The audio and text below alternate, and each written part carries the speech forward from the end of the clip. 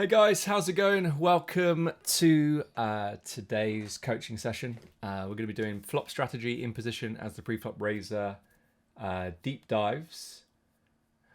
Just got a bit of an error message there. So can you guys let me know if we are good? Looks like suddenly started to buffer. So just in the chat, guys, just let me know quickly whether or not we're good to go.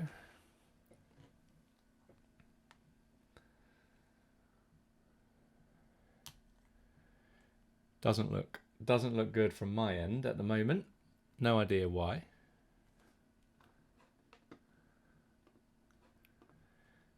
Kind of lagging. Yeah. Okay.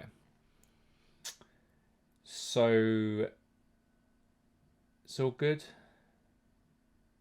All good here. Something is up.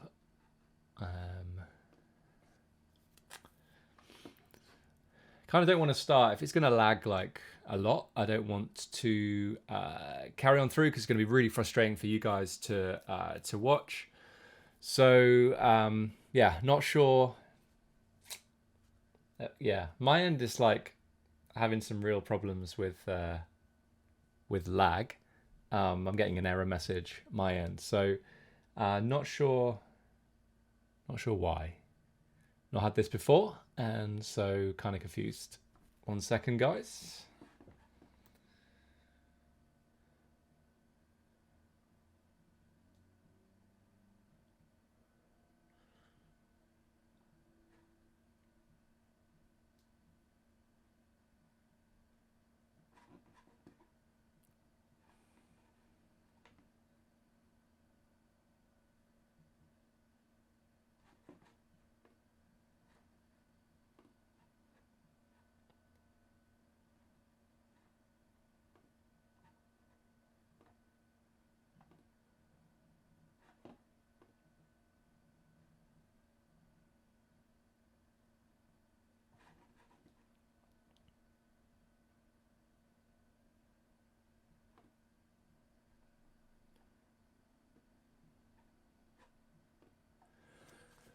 All right, guys, let's start again. Hey guys, how's it going? So welcome to today's coaching session. Had a few technical issues there. Looks like it's all right now. If it goes a bit weird as we go through, just send me a message in the chat. I didn't really do anything to improve the stream, the lack of buffering. So who knows what's going on? Something in the ether. But yeah, let's get into it. Hope everyone's doing well. So yeah, as I said, welcome to this. This is the second coaching session that I've done, and in the last one, we did flop strategy in position as the pre-flop raise, kind of the theory and sort of like theory and bet size, things like that. Today we're going to take a look at deep dives. So let's get into it. So a few notes before we begin. The post-flop solutions and strategies that I ran were made with Pio Solver. So I'm going to give you some examples in Pio today. Each pairing, so we're going to look at button versus big blind for 30 big blinds, but you can do other pairings if you want. The pairing that I did then was run across 184 different flops, and you can see there's a little asterisk there, and that's because I used the 184 flops off the Pio website. And as I said in the last coaching session, if you were here, if you weren't, then I'll just tell you. Those flop subsets, so lots of different flops, are really used for pre-flop EVs. So I'm not sure they're the best to use, but that's why there's an asterisk there. It's kind of a caveat. I just wanted to say like that these are the flops that I used, but I still think there's a really good. You can really pull some really good patterns or see some patterns. Pull some sort of big heuristics and light bulb sort of moments, key takeaways, I guess, from those flops. And I'll show you how I've done that as we get into it. I don't know if you were here last time. Maybe you've seen the video on YouTube, the replay. So I'm going to assume that you are new. So there might be some stuff that you've seen before, but I need to make sure that everybody is kind of up to date with where we're at. Today's focus is just for 30 bigs. We're in chip EV and not dollar EV, so no ICM. Make sure you grab a pad or paper and pen to make notes. It's not just going to be a passive exercise. If you know anything about me, I love active learning and encouraging active learning. So I want you to take part in this learning, not just sit back and watch. If you are playing right now, definitely watch the replay. And if you're not playing and you're just here for the study, then shout out to you. All right. So the structure of today's session, I'm going to go through what you're going to learn, and we're going to do a recap from the last session on the fundamentals for this spot, the in-position flop strategy. Going to talk about strategies and bet sizes, things like that. I'm going to give you 4 practical hand examples. I'm going to tell you why I've chosen 4 and not 7 or 10. Then we'll do a summary, and there'll be some time for some questions. There's time for questions as we go through as well. So if you do have, something pops up during the session and you want to ask a question, then just let me know in the chat. Hopefully I'll see it, and we'll be good. All right. So what are you going to learn today? Well,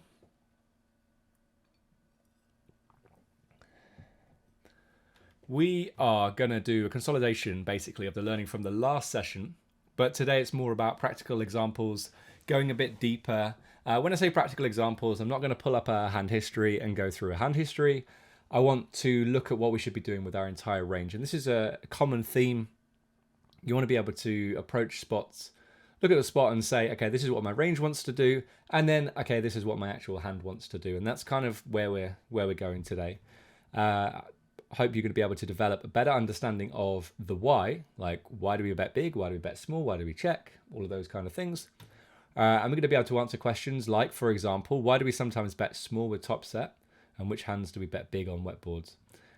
Deeper dives into the different board textures, what bet sizes to choose and what strategies. And this final point then, the most obvious takeaways from the GTO solutions that will boost your win rate. I'm not expecting you to take everything today and be able to apply it all. I want you to pick out the biggest sort of light bulb moments, takeaways, heuristics, whatever you want to call it, and be able to start implementing that when you play and when you study. So I'm not expecting you to know that you should be c-betting pocket aces 16.3% for a small size and the rest for a big size, or some other, some checks as well. I just want you to see the big overall picture, the things that are going to help when you play and study. Right then, so quick recap then on the last session. This is what we looked at. And basically what this graph is showing you is how often we continuation bet on different types of boards. So 2 broadways, ABB, which is like ace and 2 broadways, where a broadway is like king, queen, jack, 10. Yes, you can call an ace a broadway if you want to, but I want to make the ace special. Jack 10 jack or 10 high connected, jack or 10 high with 2 rags, king or queen high with 2 rags, and then I think the others are pretty self-explanatory. So some boards we bet a lot, so like ace high boards. Some boards we check a lot, like low connected boards. Now, of course, this is just the data from those 184 flops, that subset I told you about earlier on. And so what that means is this is not a full representation of the 1,755 strategically different flops. So there could be some differences. There could be, these numbers might not be spot on. But the important thing is here, we're not trying to play exact and perfect and just like a solver. We want to see what is the information from a solver, what can we learn from the solver, so that we can actually start to apply it in game and as a human player, not a computer.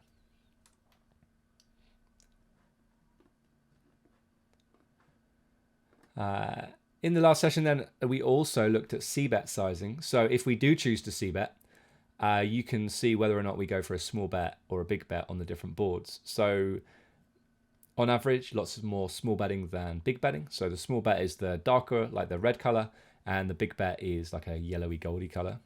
If you look at paired boards, pretty much always a small bet. All right, pretty much always a small bet, tiny amount of big betting. On a 2 Broadway board though, 2 Broadway board also small betting, but on an ABB, so an ace and 2 Broadway board, we do actually have some big bets. And the 3 Broadway board as well, we're going to have a lot of big bets. Now, if you think about it, these are boards that are going to be great for us, button versus big blind for 30 bigs, because we have a lot of really strong hands that they make up a bigger proportion of our range than the big blind, because he's just missing a lot of sets and 2 pairs on that on those boards. Okay, so we want to pile lots of money in when we have a lot of equity and a lot of really strong hands as a proportion of our range. So this is just the sort of general idea, just a quick recap, just in case you haven't seen the previous session just yet. Now, before we go on any further, I just want to quickly touch on bet sizing. So I just use 2 bet sizes in my post-flop sims, and I'm pretty confident DTO does the same, right? Unless you're playing on the cash game, the cash, DTO cash, in which case you'll just have 1 flop bet size. But in the MTT ones, you've got 2. And so what's really important is that you have a small bet and a big bet. This is, there's some chat that maybe like just having 1 bet size is better. It's easier to implement. But I think that there are some boards where it's obvious that you want a small bet, like paired boards, and it's obvious you want a big bet, like low connected boards. So I think you need to have a small and big bet. It's up for debate, of course. I'm not the not going to say that I know 100% that you should definitely have 2 bet sizes. Fairly confident though that you don't want to run a flop sim, or post flop sim for like 5 or 6 bet sizes, or 4 bet sizes, or even 3 bet sizes. That's probably too much and really, really tough to implement. All right, so we just want to see, like, is it small bet, big bet? Check. Pull out the biggest the biggest broad strokes, I guess. So you should absolutely look to scale your bets depending on your stack size, or the stack to pot ratio. So your small bet might be like a min bet to 30%, and the big bet could be 60 to 90. Having said that, if you're playing 20 big blinds deep, the big bet could just be half pot. If you played DTO for a while, you've done 20 big blinds in position against the big blinds, you're going to see the big bet is around half pot. And to be honest, you maybe don't even need to scale your big bet up to like 90%. You could just cap it at 75% if you wanted to. The key idea here, though, is that your small bet and your big bet are different enough where it's going to actually show you something and teach you something when you run it in a solver.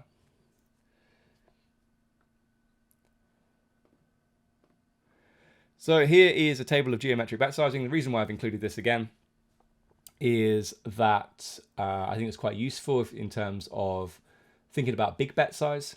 Again, like, it's not, this isn't gospel. This is the way I approach it. If you want to come up with a big bet size on the flop, then using the geometric bet sizing can make sense. So I mentioned before, like half pot on a 20 big blind board, the stack to pot ratio there of 3, that's going to be generally like, if you've got 18 bigs and there's 5.5 in the middle, you've got an SPR of just over 3, so therefore the geometric size is going to be around half pot. But you can also see the turn geometric sizing as well. We're not looking at the turn today, we're just going to focus on the flop, but hopefully in future sessions we'll look at the turn and we'll see where it's appropriate to use geometric bet sizing. So let's say then that we have raised we've raised from the button, the big blind calls, and the flop comes down, whatever it comes down. You can think of every single flop in terms of an overarching strategy. And so the overarching strategies are like this. You can either bet range for a small size, you can bet range for a big size, you can bet range for a mix of sizes. So you're betting all the time, but sometimes you're betting small, sometimes you're betting big, and there's no checking. So none of those 3 have any checks. And then you can have check and bet small, you can have check and bet big, and then the final one, which is the toughest to study and to learn, is where it's a mix of all 3 options.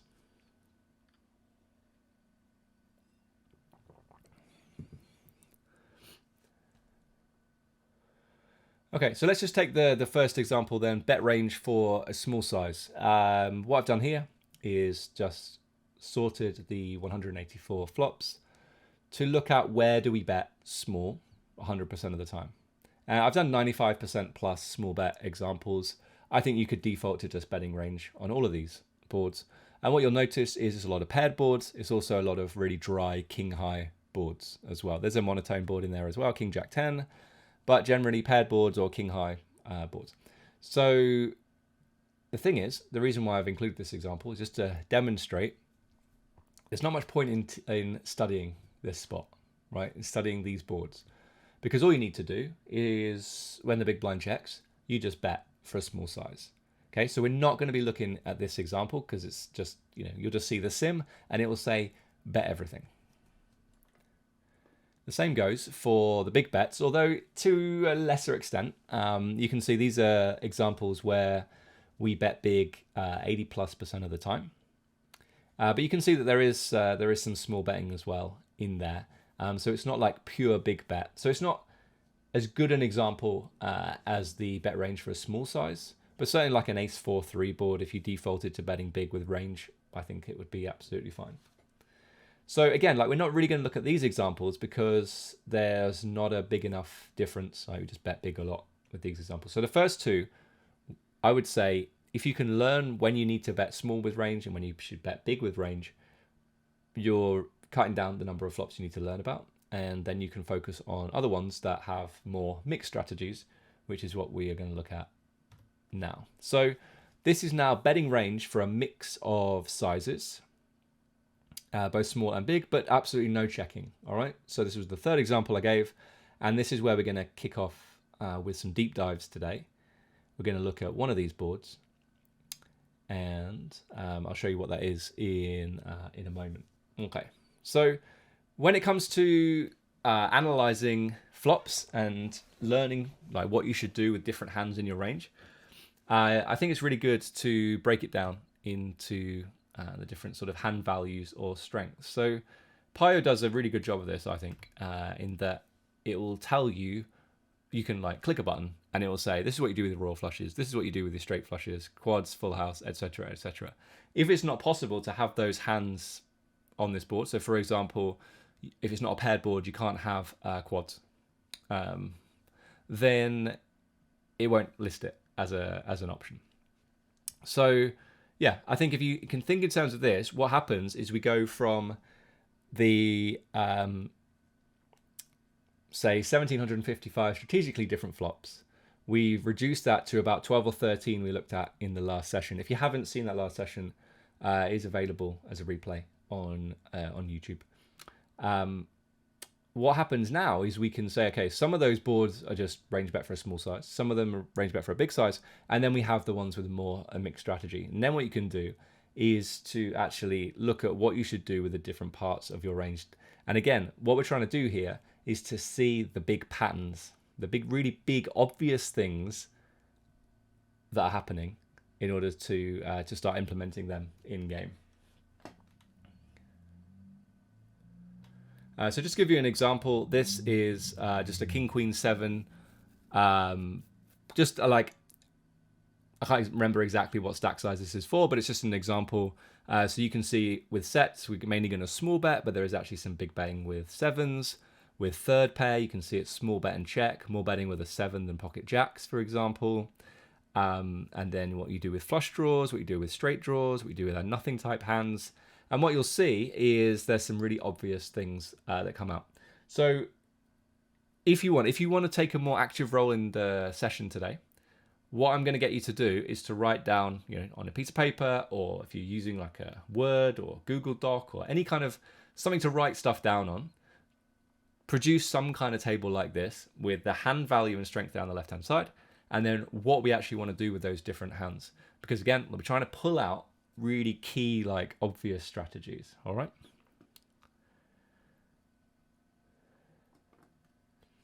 So this is the first board we're going to look at, ace 10 for flush draw. And the reason why we're going to look at it is because it's a range bet, but for both sizes. And I want to see like, well, which, when do we bet small and when do we bet big?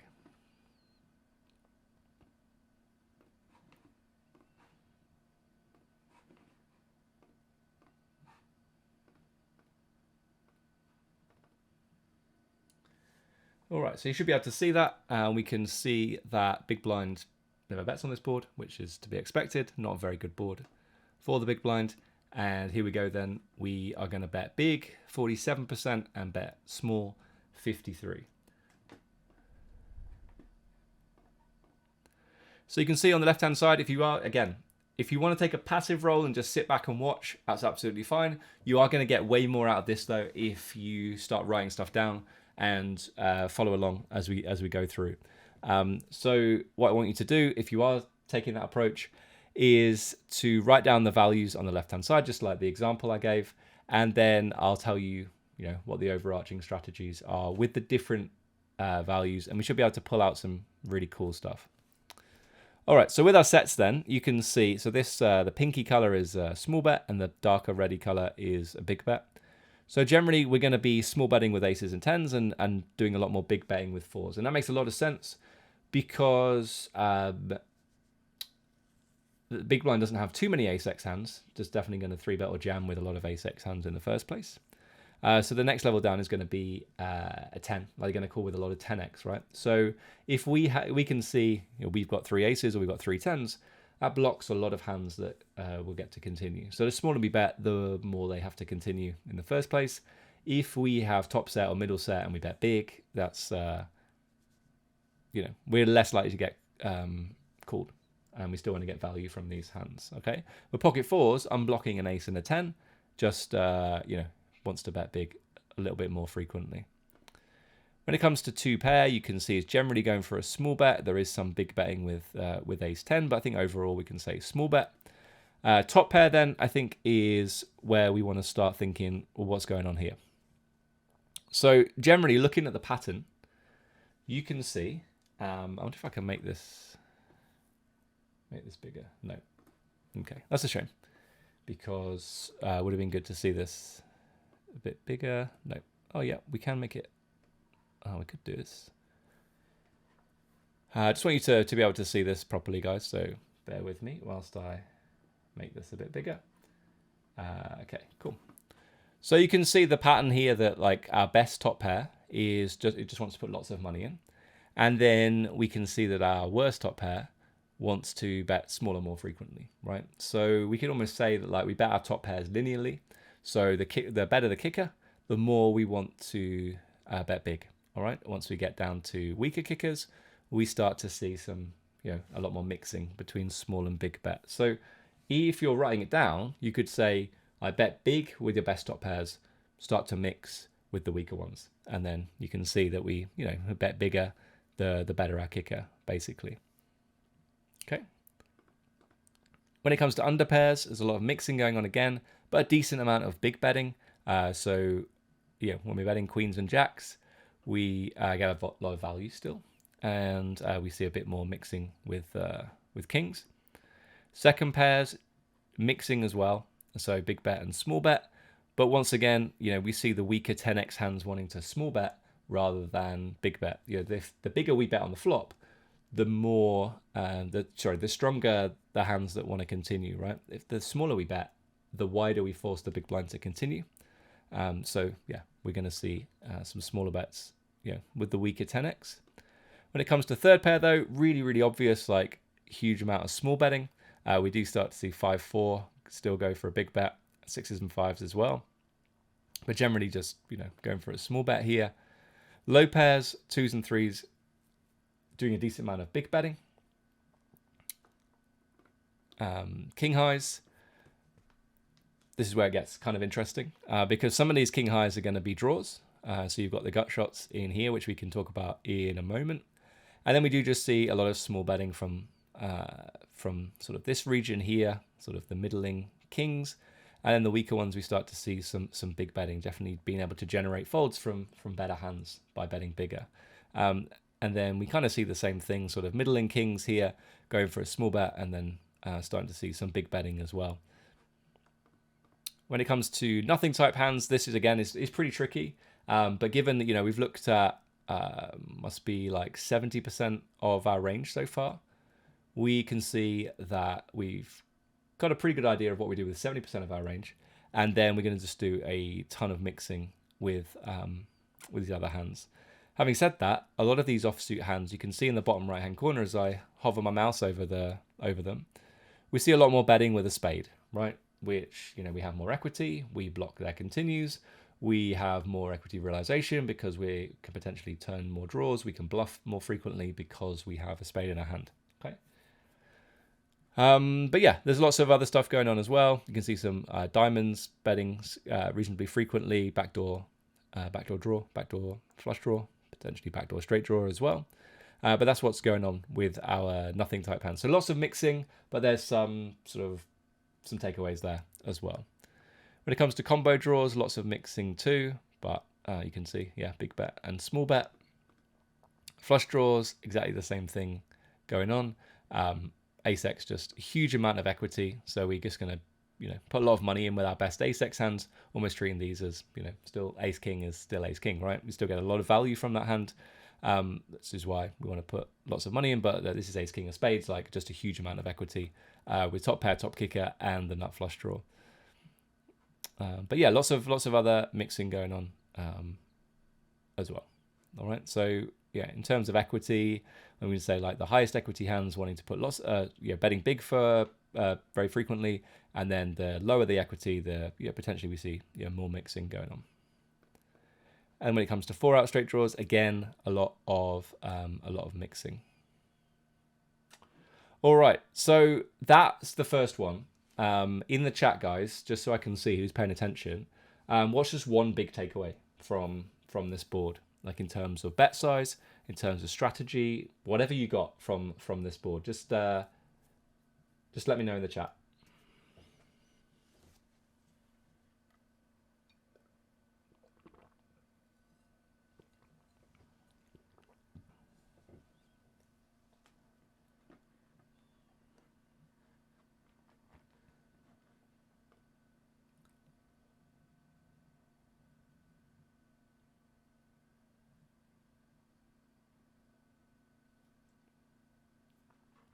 Cool. Okay, so bet larger with your stronger hands. Yeah, it's kind of like bet larger with the stronger but more vulnerable hands, right? Because our strongest hands on this board, aces and tens, we're actually going for a small bet. Don't open fold. There's always a good. Higher the kicker, the bigger the bet. Lower the smaller. Good, yes, almost betting linearly. But the main takeaway is bet, bet, bet. Yep. So just a lot of betting on this board. One thing we didn't talk about, this is what we talked about in the last session, was the reason why we get to bet this board so frequently. We have a lot of equity, have a huge equity advantage. We have a nut advantage as well. Big blind never has a set on this board, and not so many 2-pair, whereas as a proportion of our range, we have a lot of 2-pair plus type hands. All right, so let's have a look at the next one. So now we're going to look at check and bet small. And so you can see, yeah, there's a tiny bit of big betting on these boards. You can see on the sort of bottom right of this table.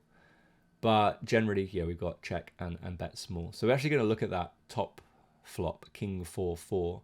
In the chat, guys, why are these specific boards? They're all like, well, all bar 3 of them are paired boards. Why do we check and bet small, check or bet small, check and bet small on these boards? Let me know in the chat.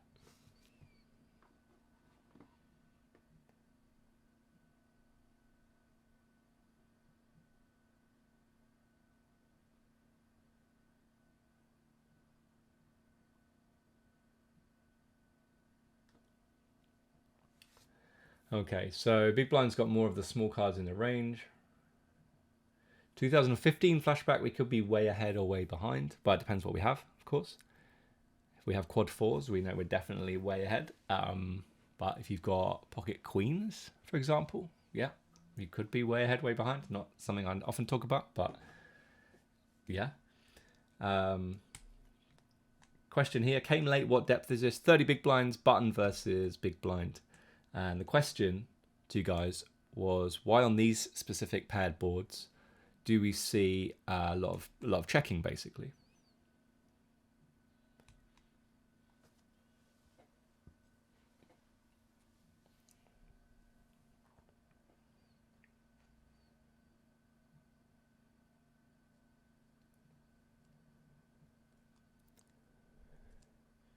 So it's a question I'm going to be able to tackle in a moment when we get into it. We23, he's got an answer. He's got more of 4x and 6x in his range.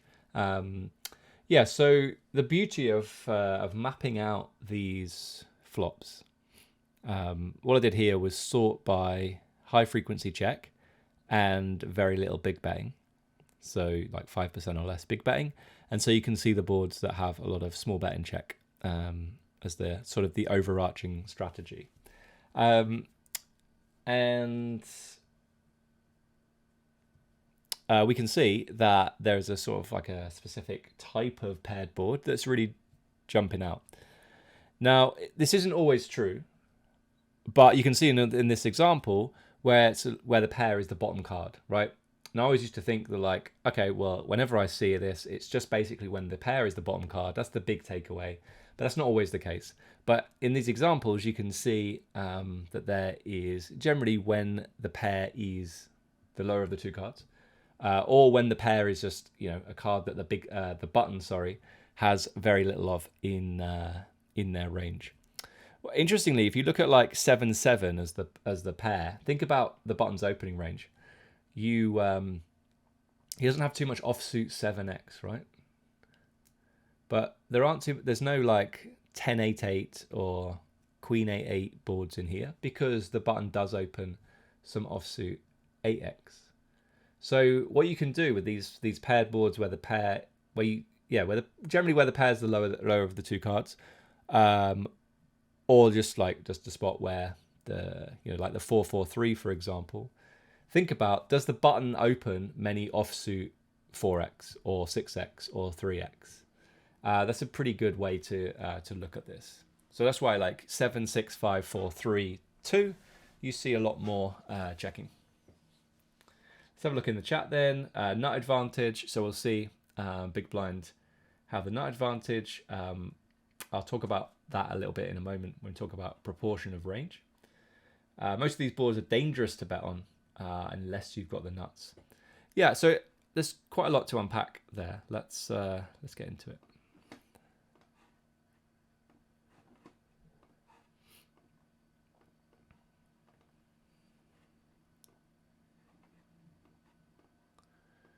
So in terms of like really strong hands like trips plus, in position has 3.5% of their overall range, 20.8 combos.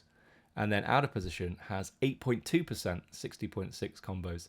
I always would encourage you to look at the proportion of your range rather than the overall combos, because sometimes what happens is the big blind will have way more strong hands like combo-wise, but as a proportion of their range, because they flat so many hands, so many combos in the first place, the proportion of really strong hands is actually lower than the button. So one of the biggest misconceptions, misunderstandings, is that people will say, well, this is a much better board for the big blind, right? It's a much better board for the big blind. If we just go, I want to just go back. I'm going to close this a minute because this is really important. This is a better board for the big blind. King 4-4, despite in position having 60% equity, a lot of people will believe that this is a better board for the big blind.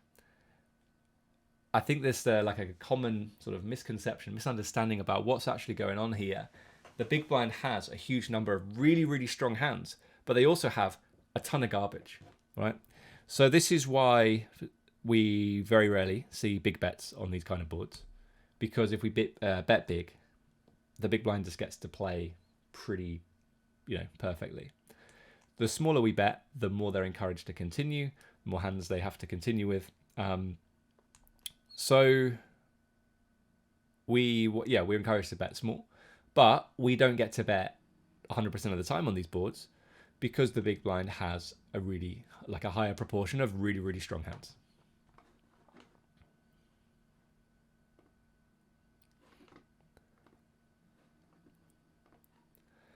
The other thing is because, we'll get into what we should do with our range in a moment, but because of how many 4x the big blind has, that's why another reason why we have to be careful here, because we're going to end up betting and having to fold too much to a check raise.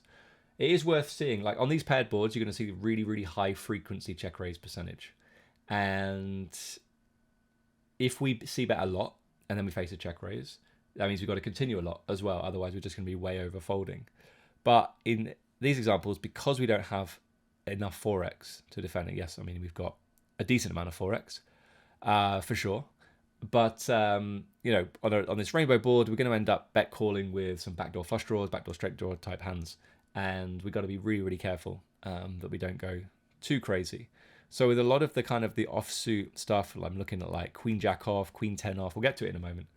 But we've got to start doing a decent amount of checking. And it looks to me like our weakest offsuit hands are the ones we just don't really care if we end up giving up a bit of equity here. We bet, we get check raised, we fold, and we move on. Some of the suit stuff though, there's 3 suits on the board.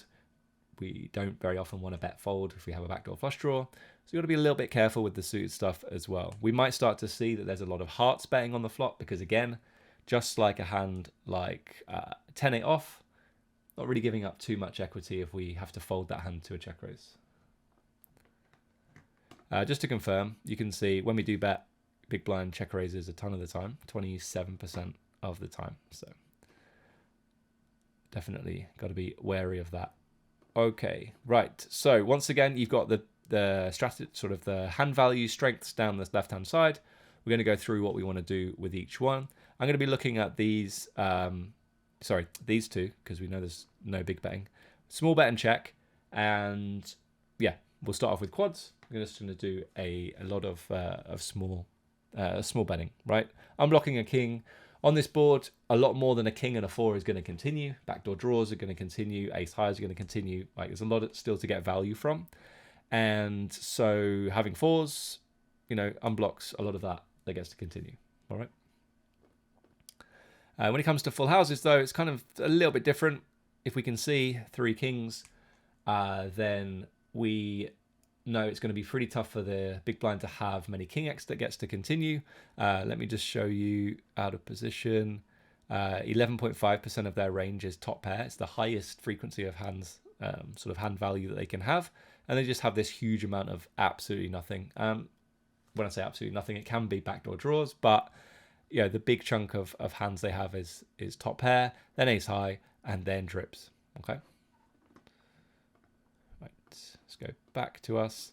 So yeah, so if we can see, we want them to continue with as much of their range as we can. Now, if we can see that we've got 3 kings, it's even less likely they have a king to be able to continue. So they're going to have to start continuing with the ace highs and the nothing, of which there are fewer. I mean, the nothing type hands are the ones that, there's loads of them.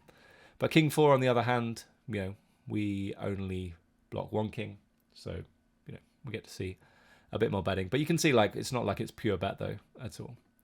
When it comes to trips, though, I think this is one of these big takeaways for paired boards, especially at this stack depth. Do not check with trips. Do not check with trips. Trips just get to bet. There will be some examples where we might start to see some checkbacks with trips, maybe if we're playing deeper. But certainly here, you can see we don't want to check. You just want to bet. We do get to bet some hands, and we just want to go ahead and bet here. One of the mistakes that I see a lot working with lower mid stakes players is checking. I'll check because it's really hard for the big blind to have anything, which is true.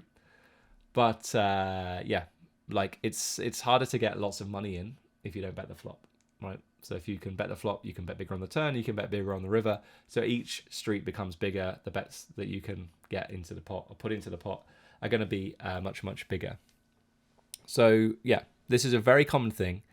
When you flop trips just get bet a lot. Overpair is going to mix. One thing I didn't say about the pocket kings was that the reason why last time we started with the overarching strategy, the idea of, the overarching strategy on this kind of board is to bet small and check, let's say roughly 50-50. The reason why that's important to understand is that then you've got to put certain categories, certain hand values or strengths in one of those. I think you can call it like a bucket if you want, like a strength bucket, if that's the way that your brain works. If you know that there's a lot of checking, then you've got to try and put some hands in the check sort of camp. And so I think it makes a lot of sense to have kings as a check, and then aces. You can certainly get value from king X, but also you don't really need much protection. If you're ahead on the flop, you are going to be still ahead on the turn. Okay, so you want to still have some hands that you can check back and then call or bet on the turn. So Monkey Mate in the chat says, I wonder if that is because they have continues with backdoor flush draws and low pairs. What is that in reference to? Is that the fact that we bet trips? Is that what you're saying? They don't have any low pairs though, because it's 30 big blinds deep button versus big blind, and they would have jammed pre-flop. Betting with trips and King X. Yeah, well, we're going to get to King X in a moment. But yeah, definitely betting with trips. Yeah, they will continue with backdoor draws though. Backdoor flush draws, sometimes backdoor straight draws, but certainly backdoor flush draws. And some ace highs as well. Okay, so kind of similar to the last spot on the ace 10-4 board where we looked at what's going on with the top pairs. You can see that again, roughly speaking, the better the kicker, the more we want to bet. The more value you're going to get. You know, you bet ace king here and you get called by a lot of weaker hands. But because we know that this is a board that we want to check a lot on as well, we have to start having some top pairs as checks. Imagine if you just bet all your top pairs and then you checked your under pairs and stuff, and we'll see what we're supposed to do with those in a moment. But let's just say that was your strategy, right? Imagine then on the turn, the big blind knows, okay, well, I've got loads of 4x, so I'm just going to go, I'm going to bomb the turn, and I'm going to jam river, and the best hand that you're probably going to end up on the river is like pocket queens. It's not a good position to be in, right? You want to be able to have some top pair to be able to call turn, call river with. So again, like thinking ahead, I think I talked about this in the last session, kind of like chess. I don't play much chess. I'm not a very good chess player, but I know that in chess, you're supposed to think several steps ahead. We want to do the same in poker. We don't have a massive number of steps in a hand, but we still got, you know, if we do check, what's going to happen on the turn if he bets, okay? So you can see that, like, generally speaking, we are going to bet the better our kicker, and then we just start to see a lot more checks with the weaker ones. All right. Under pairs, a huge amount of checking, apart from 8s through 5s that just can get value, of course, but also need protection. Question, why are King 2 and King 3 suited betting more than King 5? That is a really good question.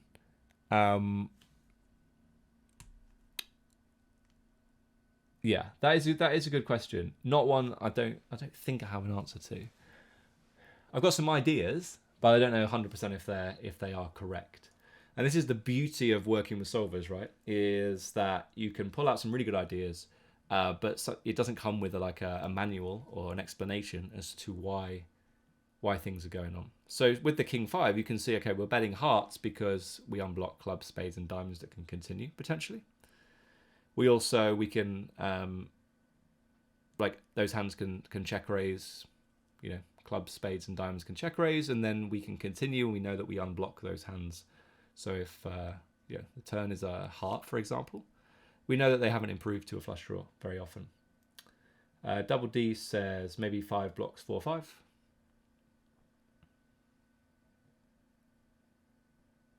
Could be. King deuce suited unblocks more check raises from the big blind. I think that is good. Yep, I like that. In fact, let's just pause here because I think this is quite useful exercise. So you can see like there is a lot of 5x that goes for a check raise here. But to be fair, like there's a lot of deuce x as well. Hearts is interesting because like why would you check raise 5 deuce of hearts? So I say it's interesting. It's just pretty obvious that it's supposed to be a fold. But I'm just thinking like when we bet like King deuce of hearts because you know we unblock check raises. So I think that's I'm Lunchbox has got it pretty much spot on there. I like it.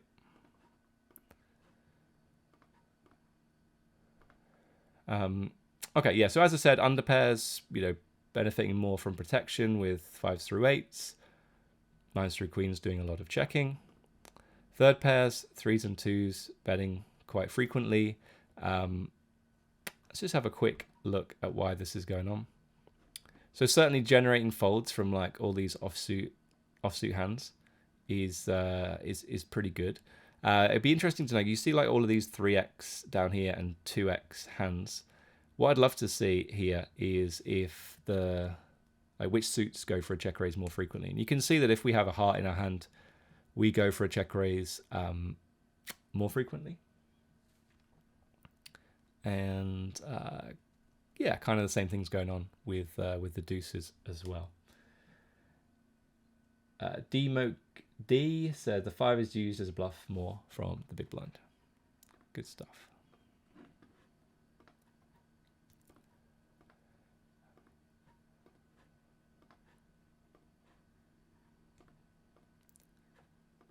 Okay, so third pair we got to, and then we get to ace high, which I think is an interesting one as well. I think you guys might have some good ideas about why like ace 9 and ace 8 is almost pure check, and then we get some more bets from like ace 7 through ace deuce.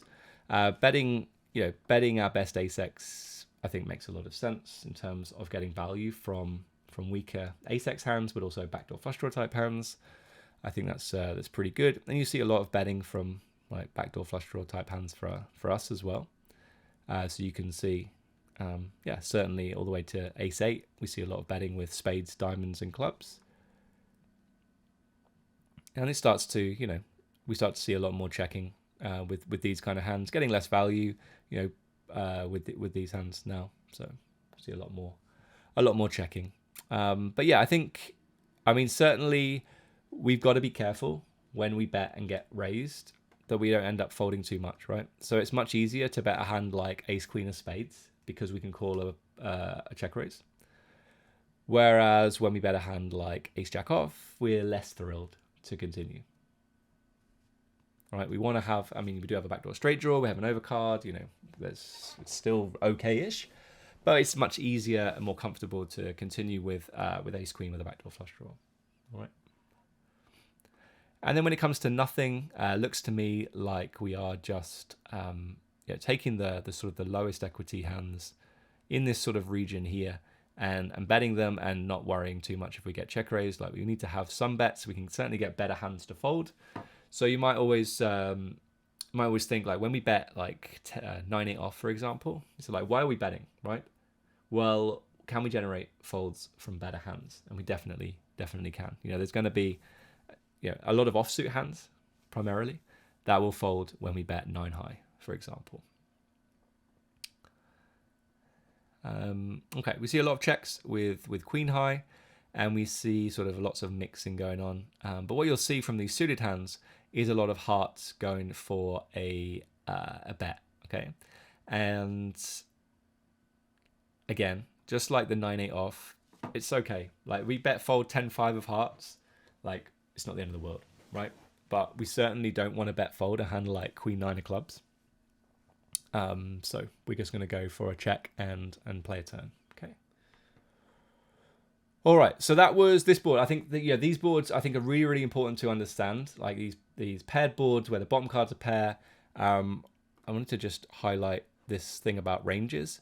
So you can see that we have a lot of offsuit 8x in our range.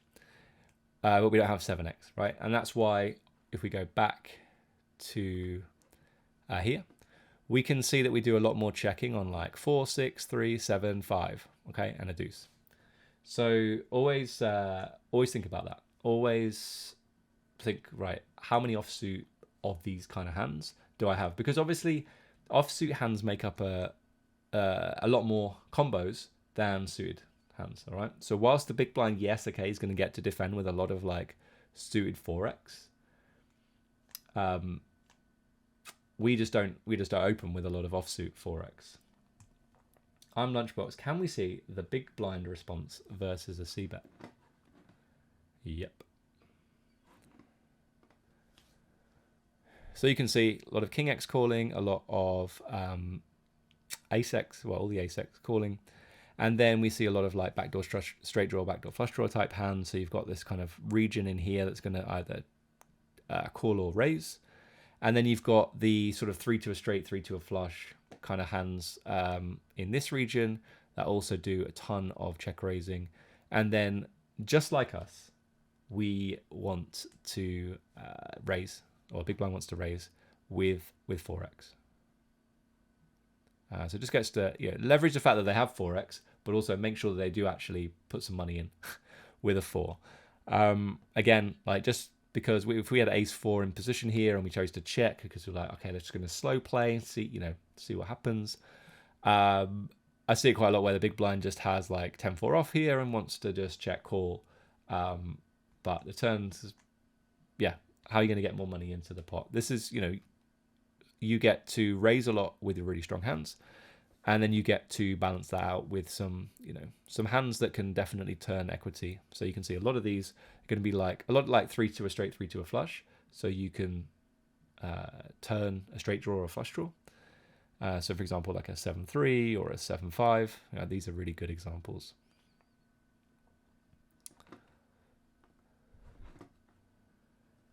Okay, how are we doing for time? We're doing well.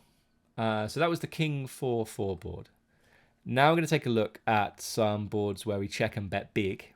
So again, I've filtered for where this is the highest frequency check, where there's not a lot of small betting. So like up to 5% small betting, as you can see.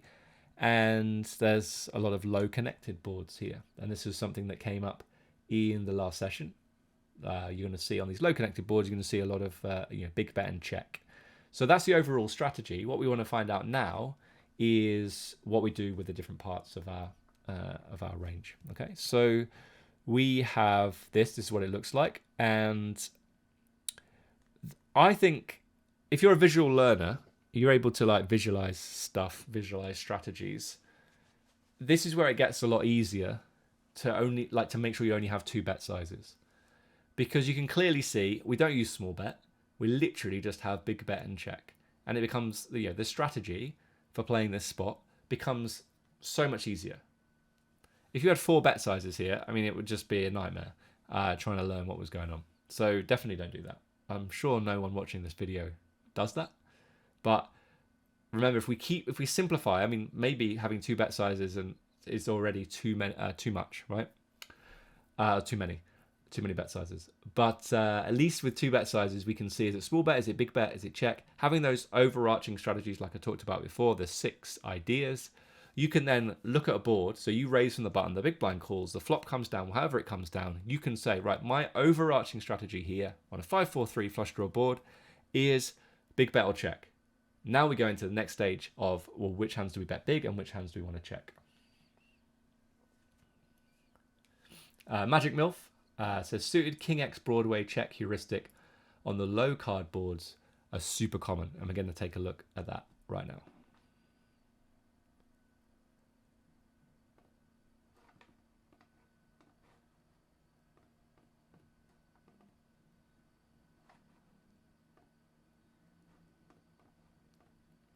Okay, so first up, let's just think about like why the strategy is like it is. I mentioned before it's very rare. It might not have been today actually, but I'll say it again. It's very rare for the big blinds to actually have an advantage, like an equity advantage. It happens sometimes, but if it is an advantage, it's going to be like 51-49. You can see in this example, it's like 52-48 in our favor in position.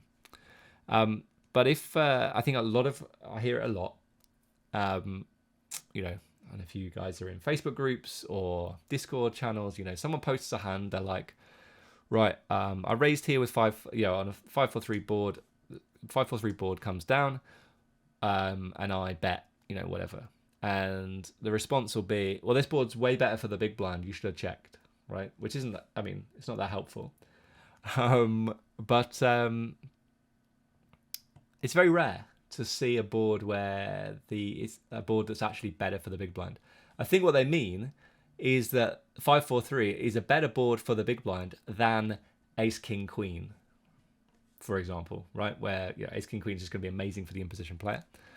But yeah, as I said, like it's very rare for a board to be, in terms of equity, to be better for the big blind. Does this show equities? Yeah, it does. Just where my mouse is here, it says total equity. And all the equities of each individual hand is on there on the left-hand side as well.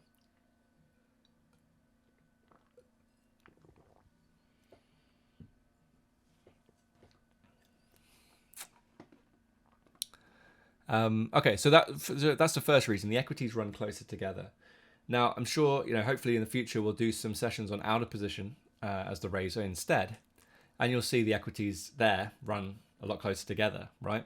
So if equities run closer together and there's no clear advantage in one area for one player, no nut advantage, equities run closer together, you're just going to see a lot more checking, right?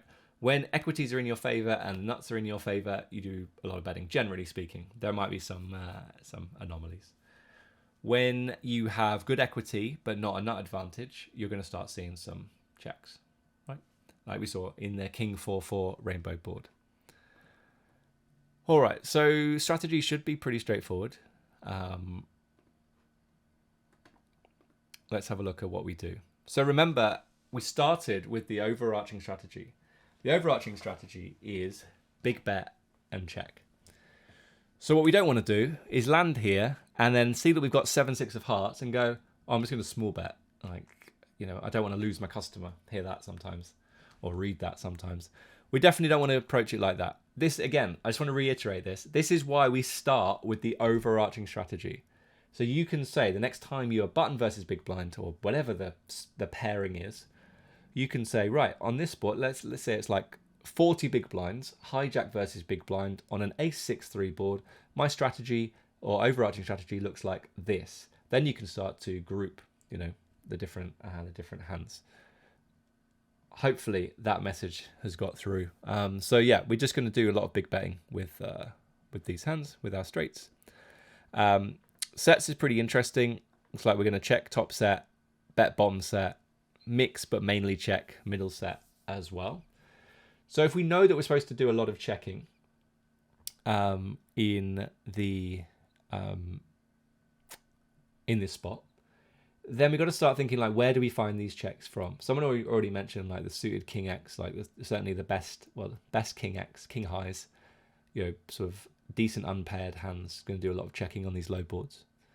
But we need to find some checks from somewhere, and we're supposed to check here 53% of the time, right? So it's going to make a lot of sense, again, blocking top pair or middle pair to start doing some checking. And then if we do check, we still have really, really strong hands going into the turn. Question, is this the in position range explorer? It is, yeah, we're just focusing on in position, not doing a lot of big blind stuff. I know we did it in the last spot, but we're focusing on in position here. Out of position doesn't have any sets here because it's 30 big blinds, button versus big blind for chips, and they would just jam 3s, 4s, and 5s. Okay.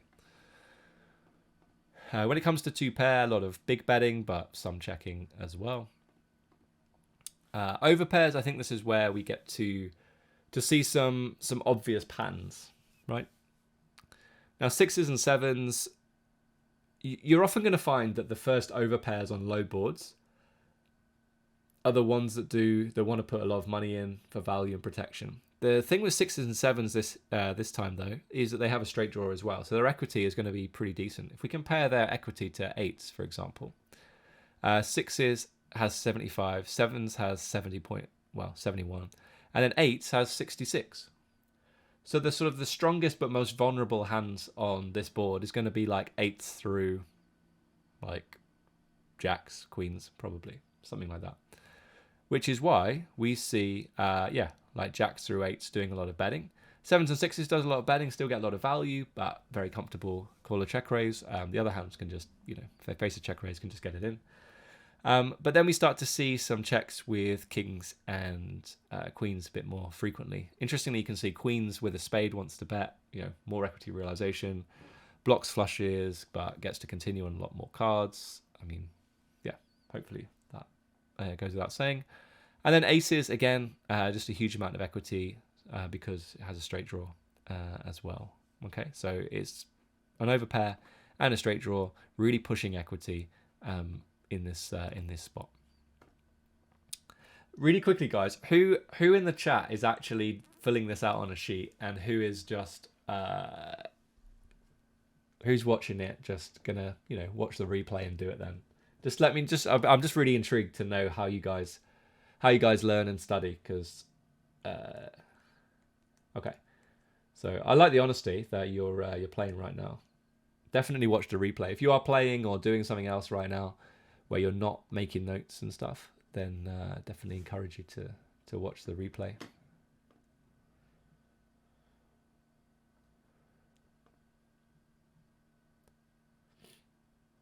Watching, and we'll watch replay and take notes then. Okay. And we just lost this. One moment.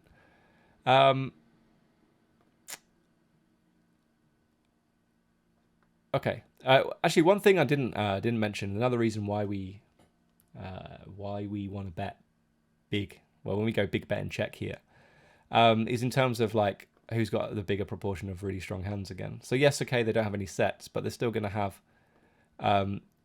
you know, a decent chunk of strong hands. So I can show you, like, they have straights and 2 pair, right? So if we look here, we can see big blind has 6.2% of 2 pair plus. The shallower you are, obviously the nuts changes. So the shallower you are, you know, top pair is fine to stack off with. But you know, the deeper we are, the better like a 2 pair plus kind of idea for nuts is. Okay. Cool. Okay. That's cool, guys. Yeah. So yeah, I was just intrigued to see like how you guys approach study.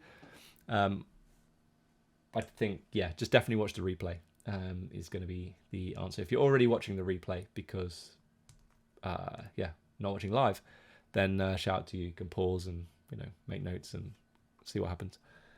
Cool. Question, what's your streaming schedule? Because then I can't avoid playing, or maybe can avoid playing. That's up to DTO. The guys at DTO, so you'd have to speak to them to see when they they want me on. This is the second one. Hopefully it's the second of many. But yeah, I don't know for sure, but we might go back to doing it on Fridays, maybe Fridays every couple of weeks. I'm not sure. I don't think that's been confirmed just yet. So yeah, there's no schedule, but as soon as there is a schedule available, I'm sure that DTO will share it on their various social media channels. Okay, back to in position then. So we saw with the over pairs, we see like a, you know, there's more equity with kings and queens, but we start to see some more checking with those hands. Whereas these hands, you know, still really good equity, but somewhat vulnerable to a ton of turn cards. On a 5-4-3 board, I mean, yeah, vulnerable to an ace, a 2, a 6, a 7, flush completing, a card that pairs the board, you know, stuff like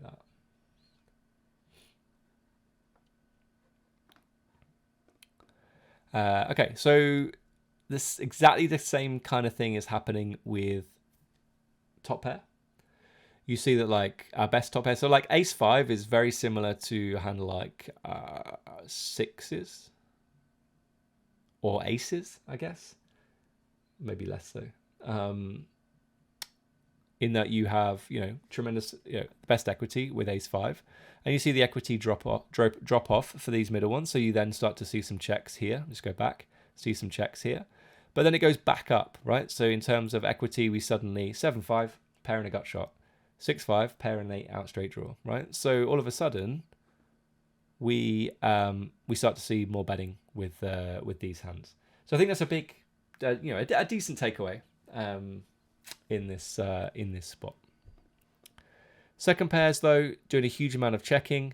Something common you'll see is like, I mean, this is a specific example in terms of equity because you have a pair and a draw, but you will often see like second pair, but with the top kicker going for a bet when all of the other second pairs or most of the other second pairs go for a check. But here's like slightly different example because we have a straight draw as well. Third pairs, it's kind of similar thing going on with ace 3, but again, like doing a lot of checking with the 3x. Having said that, though, there is some betting going on with 3x of spades. So again, if we look at in terms of equity, you can see like before we had like pocket kings had I think about 68% equity, right? And it was like, yeah, maybe it was a bit more actually. It was like, yeah, we can find, we'll check this. We've got enough equity to be able to check back and have a really strong hand for playing the turn. Kind of the same thing's happening with king 3 of spades here. Like it's a lot of equity, and just wants to go ahead and check, and then slightly less equity. I mean, not by much, but yeah, queen 3 and jack 3, you start to see more betting. Okay. Low pairs, pocket 2s, you know, denies equity, has a draw, just wants to put lots of money in. Ace highs, then this is where this is where it gets like kind of tricky. Ace king of diamonds, so you see a lot of diamonds. I'm just looking at this, see where my mouse is right now. If you look at diamonds, you can see a lot of checkbacks, right? So that's a big takeaway, right? A lot of checkbacks with ace x of diamonds. Just gets to realize, you know, see if you can turn something. You already have a straight draw, you have an overcard or 2 overcards, but you just see like you have a backdoor flush draw as well. Offsuit is a little bit more tricky. A7, a little bit more equity than Ace8. Let's have a look, see, just confirm that. So these two hands, you know, potentially put more money in because they have more equity. But it's a bit more challenging to know exactly what's going on, like why the certain suits are betting and checking. Okay, but yeah, the diamonds one is the big one, and then spades seems to be a big one as well because you have just a tremendous amount of equity in this spot.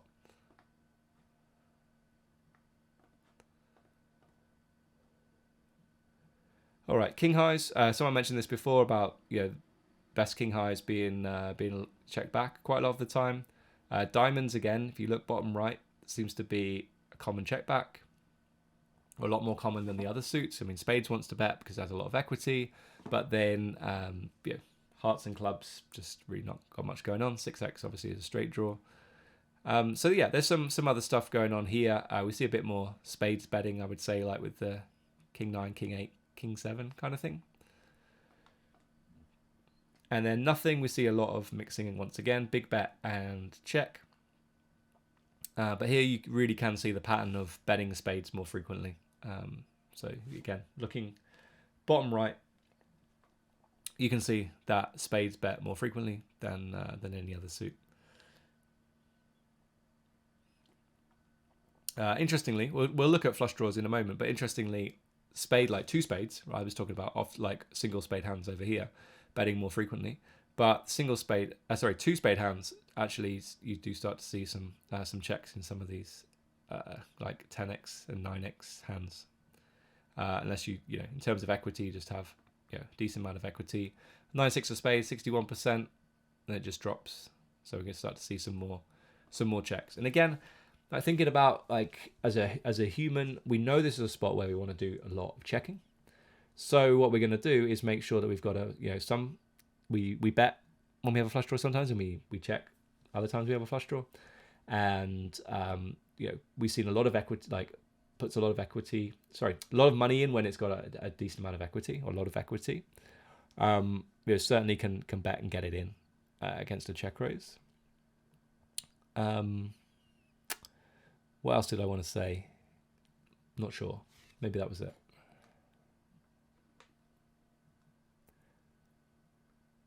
Cool. Okay.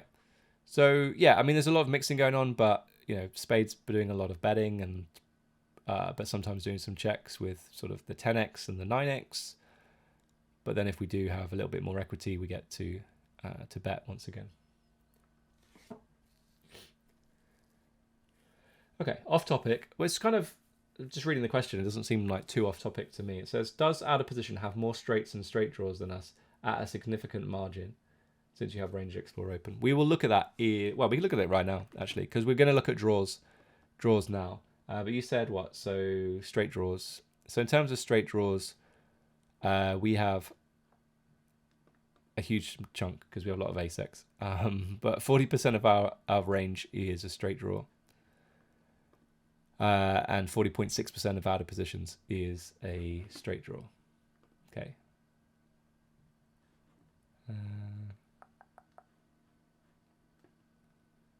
Something just popped up on my screen. Just want to make sure everything is okay. If you guys have any problems, just let me know. Let's pull this back up. So yeah, pretty even in terms of straight draws. In terms of straights, out of position 3.2. in position 3.2 as well. Okay. So remember, proportion rather than overall combos. Right, let's take a look then in position with draws. So you can see we already sort of highlighted the 6x, I think. Kind of in the nothing region, right? But they're kind of not nothing. I almost want them to sort of say nothing is actually nothing, right? It's not a flush draw. It's not a straight draw. It's not a combo draw. It's actually just nothing. I think that'd be a really nice addition. If anyone from Pio is watching, that would be really nice. But anyway, we can see like a lot of 6x wants to bet, has more equity than the 7x. So we see a lot more betting there. Ace-X just pile money in.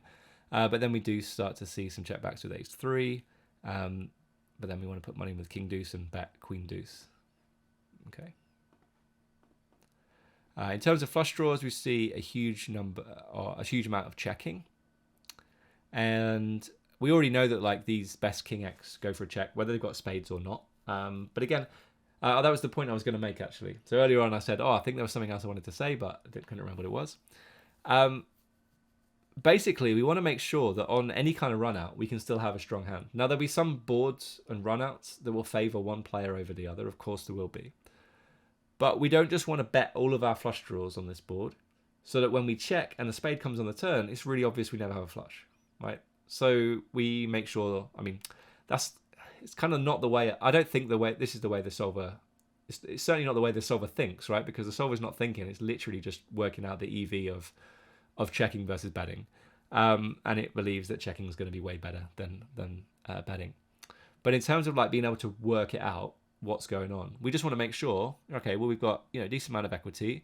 If we bet and get called or raised, our equity drops because they folded all of their garbage. So actually, if we check, there's still got a lot of garbage. We retain a lot of our equity, and we can still have some really strong hands depending on what the turn card is. So whether the turn is an ace, a deuce, a six, a seven, a spade, like we've still got some really, really strong hands. And that's, when we're thinking about checking on a board where we do a lot of checking, those are some considerations for sure. So yeah, I think, in terms, like we have a decent amount of equity with these king X hands here. We do a lot of checking. I think what would be quite interesting to know actually is you can see, like, for example, like king 8 bets, whereas king queen checks. Is this, and we can find out straight away, but is this because if we bet king 8, we can get better king highs to fold? We never, very unlikely we get, some better hands than that to fold. We'll have a look though, maybe some ace highs. Do we get to bet king 8 because because it gets to fold out like king 9, king 10, king jack, king queen? Is that what's going on?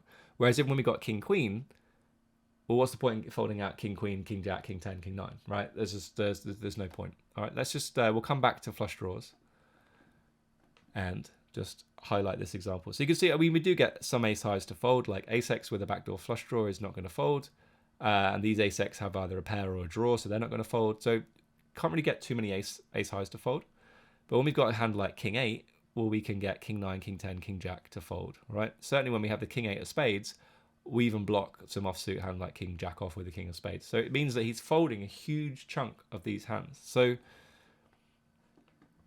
I talked about this earlier on, but if we go to king highs again, in fact, no, let's go back to flush draws. So if you're thinking about it, like, why do we, what do we achieve by betting big with king 8 of spades? Why does king 8 of spades bet and king queen doesn't? Well, king 8 gets better kings to fold, and also blocks continues, and that just seems like a really logical way to think about why we bet king 8 of spades over king queen of spades.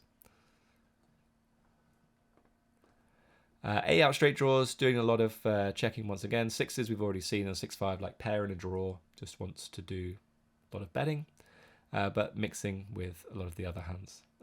Trying to do a lot of checking, I think, with diamonds, which is pretty interesting, but not a 7 of diamonds. But yeah, there's a lot more checking with diamonds.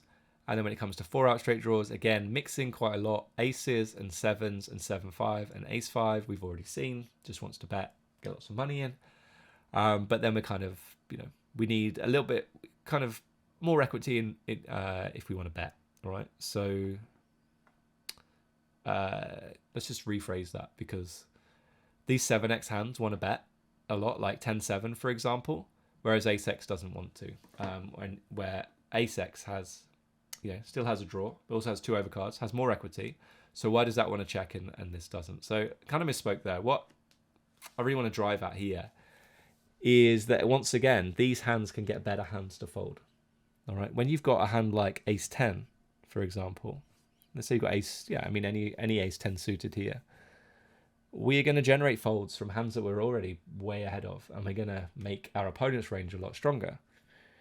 Whereas when we check, they're still going to have a ton of weak hands. We also have a really nice hand to be able to call on the turn. All right. So when you're thinking about constructing ranges, obviously we're doing a deep dive today. We're looking at different hand strengths, but just wanted to sort of get you to think about things in that way. Okay. So on this spot, the 5-4-3 board, what's one thing in the chat that you like? What's one big takeaway that you've got from this? Let me know in the chat really quickly, and we are gonna go over to the final spot, but I want to read some of these first. Let's check time. Okay, we might have to be quick on the last one.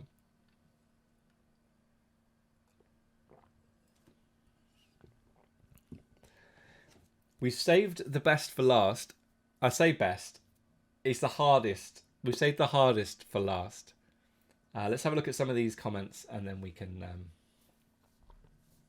move on. Imposition bets more than I would think, and our bet sizing is polarized. Yeah, interesting. Let's just talk quickly on that idea then. So it's kind of, it is, because it's big bet and check, right? So we're not betting thin for value with anything. There's no thin, no kind of thin values. It's more like bet big and check, but bet for protection and value, right? The thing is, this idea of polarized and condensed, right? Yes, I completely understand like where you're coming from, and in terms of polarized bet sizing for, if you do go big bet and check. The thing is, though, that no range is truly polarized until the river, because what can be a really strong hand to bet now might not be able to be part of a polarized betting range on the river, right? And what has to check now can definitely form part of a polarized betting range on the river. So, but yeah, I understand where you're coming from. Magic Mill says, have to be careful not to over c-bet with Broadway holdings. Yeah, so again, we still have reasonable equity. We can keep in a lot of weaker hands. That idea I was talking about, why do we bet King 8 of spades? Because we can get better King X hands to fold. We also block the King X hands that want to continue. Same kind of thing goes with King Queen of hearts, right? We're going to get a lot of hands to fold that we're still doing all right against, and King High has a little bit of showdown value, can improve, can maybe call some turns, depends what it is. Let's have a look. D says, we bet hands that can get better hands to fold and check hands that keep weaker hands in big blinds range. Absolutely. We check some hands to still have strong hands on different runouts. Yeah, that's very good. Monkey Mail, maybe the term polarized is more useful in later streets as we polarize.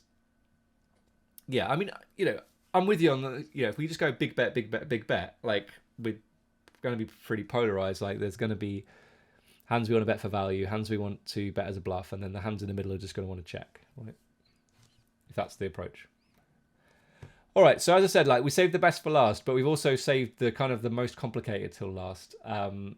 We might have to go quickly. We can carry on past half past. So the final one to look at, and this is probably the flops to study in more depth in your own study, in your own time, are these ones where it just mixes all three options. So easy ones to remember: small bet range, right? So the paired boards or the king high rag boards, right? The big bets with range, like an ace king queen or king queen jack boards, really easy to remember.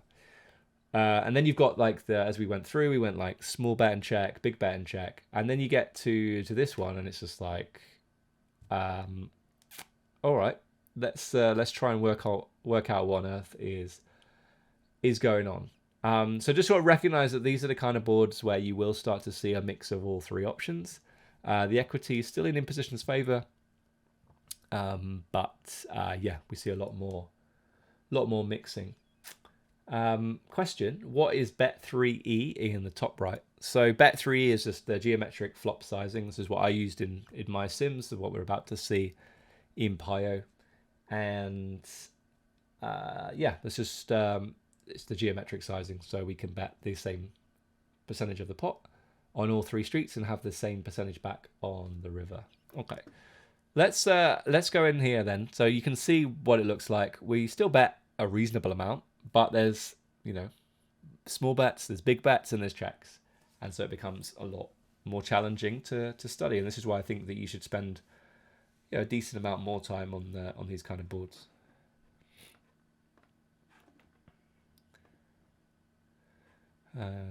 Okay, hang on.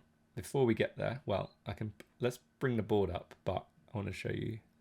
I mean, to be honest, what I'm about to show you is exactly the same as what you can just see in Pio anyway. But the key thing here is you can see there's lots of checks, there's lots of small bets, and there's lots of big bets, and so it just becomes more challenging. I don't want to harp on about it too much, but like, imagine if you had two more bet sizes here. Like, it's already pretty challenging to study 2 bet sizes. If we have 4 bet sizes here, like, your head's going to explode. So I wouldn't go for that approach. That's the last I'm going to say on that.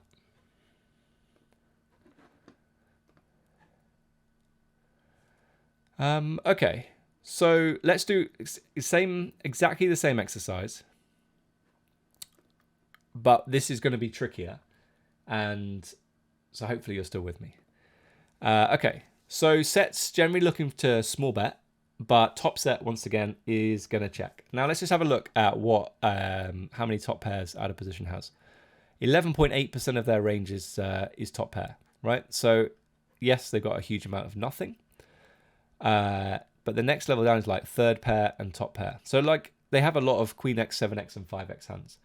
So if we want to get value, we know that, okay, well, hang on a minute. We can see 3 queens. So it's going to be harder to get value. But you can see there though that queens with a spade wants to bet more frequently, and just having, again, more equity realization. Just to confirm, 94 versus 92.4, equity realization 226 versus 223. So yeah, seems fair. But 7s and 5s just want to do a lot of betting, tiny bit of checking in there as well. 2 pair though, mainly small betting, but there is some big betting, but I think I would just default to small bet. Over pairs then, I mentioned this earlier on the 5-4-3 board, that generally like the first over pairs on boards where you do have some big bets are the ones that want to use the big bet, right? And this is exactly, you know, the pattern is consistent. Kings wants to put a lot of money in, completely unblocking a queen, gets a lot of value from Queen X and 7X and 5X and straight draws and flush draws and all sorts of stuff like that. Ace is less so, less protection needed. That's another reason why like the first over pairs get bet a lot, because they require a bit more protection. So yeah, I think that's what's going on here. Okay. Top pairs kind of doing the same thing that we saw earlier on, in terms of betting more frequently the better the kicker, and checking more frequently the weaker the kicker. This is one of the big takeaways to get from boards where you know you're supposed to do some checking. You should look to check your weakest top pairs back. In terms of sizing, this again becomes a bit more challenging to know exactly what's going on, or being like, not so much in terms of what's going on, but being able to explain it in a way that makes it easy to understand, right? There's just a lot going on. So I think, you know, it's easy for me to say like, okay, well, just bet your best Queen X and check your weaker ones, right? And I think that's going to be way more helpful than saying, right, okay, let's look at like the individual combos of these hands. Which hands can we actually do different things with? Maybe we do more betting with a spade, which would make sense. We've got more equity and more equity realization. question in the chat. So bet geometric sizing to get it all in on river. Yeah, I mean, the geometric bet sizing is used to... you can bet, basically just means to bet the same size of the pot, 3 equal bets. So we could bet, for example, here 61.8% on the flop. We would bet 61.8% on the turn, and then we would jam for 61.8% pot on the river. Now, if you go for a small bet on the flop, then of course the geometric sizing on the turn is going to be different. I can just demonstrate this. Doesn't matter too much. You can see the geometric sizing now is 86.4. So I set these sims up to be a bit more dynamic in terms of the bet sizes will change depending on what happens on the previous street. So you can see that we bet 86.4% if we bet small on the flop, but if we bet big on the flop, we still stick to 61.8% because that's the geometric sizing that we wanted to use. All right, where did we get to? I think it was here. All right, let's move on. Under pairs then, you can see jacks and tens doing more checking and eights and nines doing more betting. Interestingly here, you can see with eights and nines doing more betting for a big size without a spade. Second pairs, again, like I mentioned this before about second and third pairs, top kicker, very often betting, and then the others not betting. You can see here that we do actually bet some king seven as well. But I'd be really interested to see, like, does ace five and king five do the same? Watch out for that. But a lot of the 7x then is just going for a check. 7-6 has, let's have a look at this. Yeah, I was going to say it has more equity realization, but it doesn't really. It just has 3 to a straight, but not massively more than 8-7 in terms of equity. Looks quite close as well.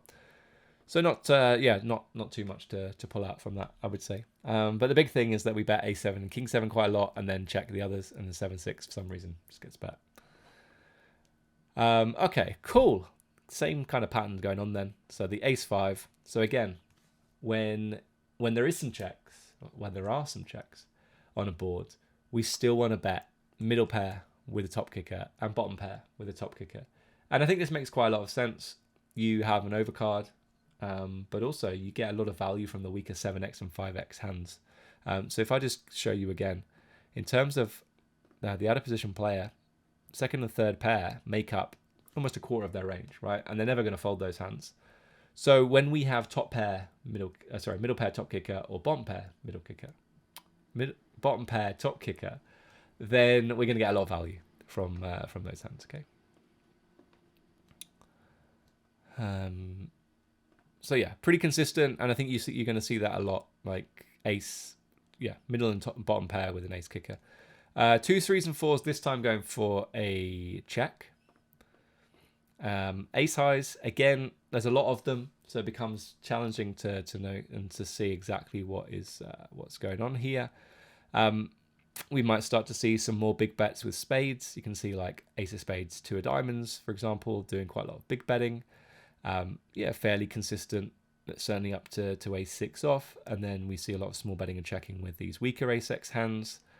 These are going to be more challenging to be able to continue versus a check raise as well. And don't forget that we don't want to bet too many offsuit hands that have to fold versus a check raise. So it makes sense to not just bet the ones with a spade in, for example. So like ace jack off, you can see that ace of spades, jack of diamonds does quite a lot of checking. We see the consistent like ace x of diamonds once again wanting to, certainly with these weaker ones, just wanting to check back and play a turn. But we do start to see some more betting as we get slightly higher with ace jack of spades and ace jack of diamonds, but hearts and clubs want to do a lot of checking. When it comes to king high, again, diamonds doing quite a lot of checking. You can see that bottom right, and spades putting a lot of money in. We'll talk about spades in a moment. And these weaker king x, again, like looking for a spade, looks like it's betting quite frequently. Certainly spade and diamond betting quite frequently for a big size. But again, like, recognize you're just doing quite a lot of mixing across the board, and it's not always that easy to know exactly what's going on. And then nothing, again, like pretty similar. What's mixing going on. So we'll get to the draws in a moment. Again, like we do a decent amount of betting with these offsuit hands. 9-8 is a straight draw, but you've got some other hands in here that seem to be doing quite a lot of betting. And then we'll have to fold some of these versus a check raise. Yeah, and there's a decent amount of mixing with these other hands as well. Now I recognize there's not a huge amount of like, wow, this is like groundbreaking stuff in this segment, but I think this is just shows like with this nothing region, like this is like it is difficult to know exactly what to do. Maybe we do, sometimes we're going to bet more frequently with a spade, and sometimes and sometimes we're going to check more with diamonds. But then 10-4 of diamonds pops out and just wants to bet more frequently. So like it's not like this is where I would say like you're not trying to play perfectly. You're not trying to pull this out and know exactly what to do in these situations. Bearing in mind, I think there's probably 5 to 10 big things that we've already pulled out from this. So for example, like bet your best top pairs, check the worst top pairs, bet your best second pair like top kicker and bottom pair top kicker as well. Bet more frequently with kind of nothing hands but with a spade. There's these kind of things that you can pull out. Betting kings a lot more frequently than aces, or using a big bet with kings more than aces. Yeah, stuff like that. So I think there's a huge amount more to pull out in terms of the patterns and sort of overall things than trying to get like trying to work out whether 9-6 of diamonds bets more or less frequently than 9-8 of diamonds.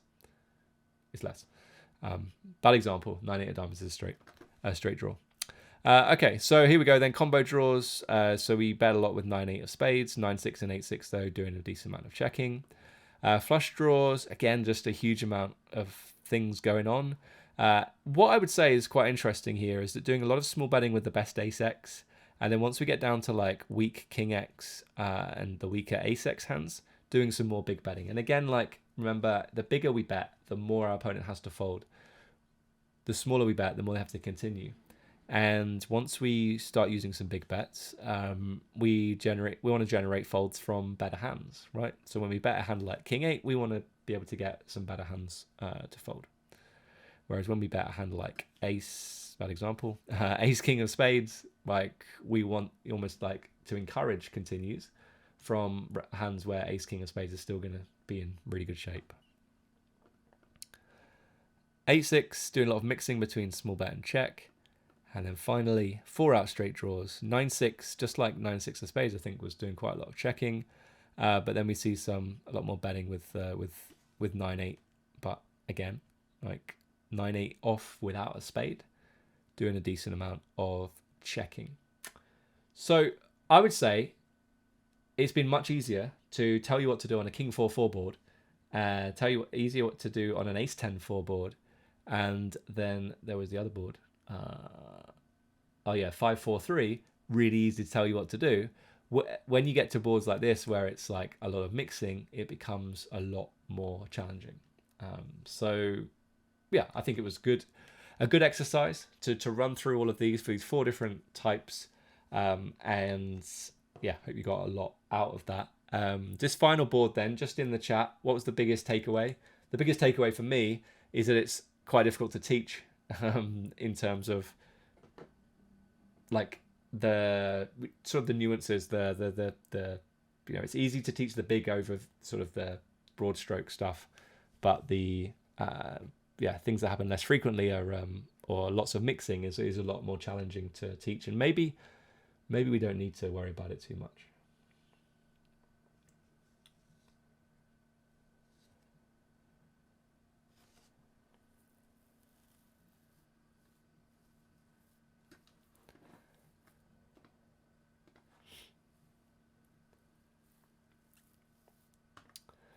Okay, so in summary then, different textures mean different strategies. This is something we talked about in the last session. As I said earlier on, if you haven't seen the first session, definitely go and watch it, because it's really, really important. And it's going to teach you all about, you know, the different textures, you know, the difference between an ABB board and a paired board and a monotone board, and a king with 2 rags and a jack high board that's connected, like, you know, can make a straight.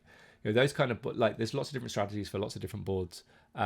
If you aren't approaching the spot, you know, you raise big blind calls, and you're not looking at it and going, okay, well, this is a, you know, an ABX board or a paired board, and this is my strategy, then I would encourage you to watch that video and become more familiar with approaching the spots in that kind of way.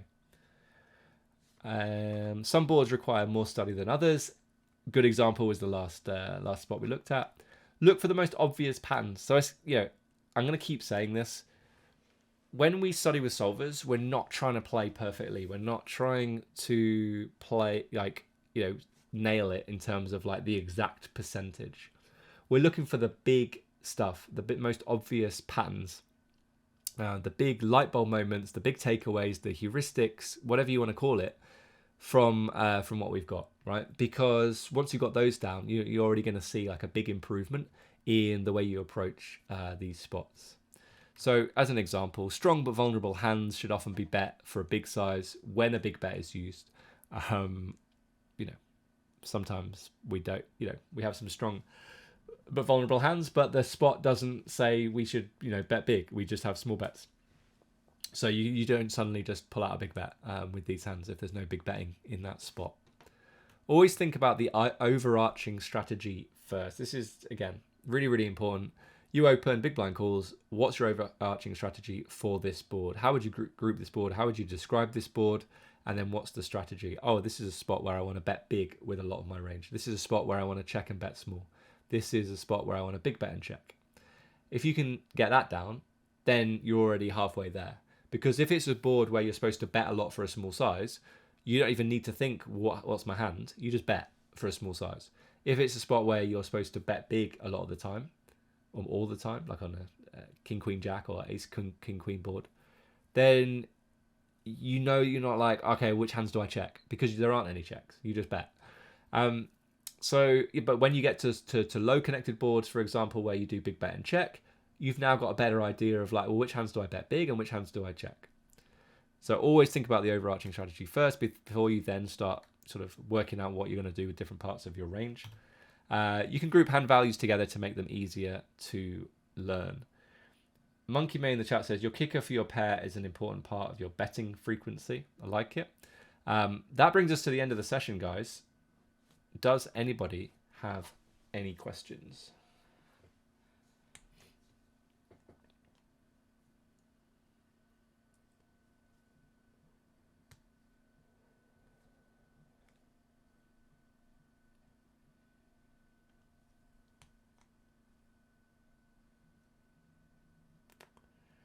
You are welcome, Monkey Mate.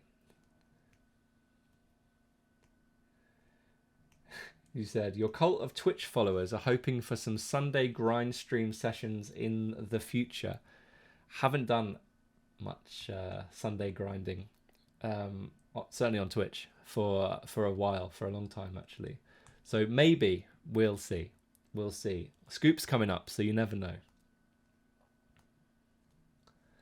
I'm Lunchbox. Would love to see some more Friday night DTO sessions on your YouTube channel. Well, we'll see what we can do. Friday beers, maybe. Thank you, mate, for your time and for this lesson. Stay safe. Appreciate that, you too. All right, guys. Well, if there aren't any more questions, shout out to you for being here. If you are going to watch the replay, so you can make notes, definitely do that. If you're already watching the replay, then shout out to you, and hopefully you've been making notes as we've gone along. Hope you got a lot from this. If you want to, you can check me out on Instagram, at MTT Poker School. Check out the YouTube channel as well. Some of you mentioned it there. It's MTT Poker School on there too. And yeah, hopefully I'll be back for another one of these. But until then, take care. And yeah, I'll see you soon, guys. Cheers. Bye-bye.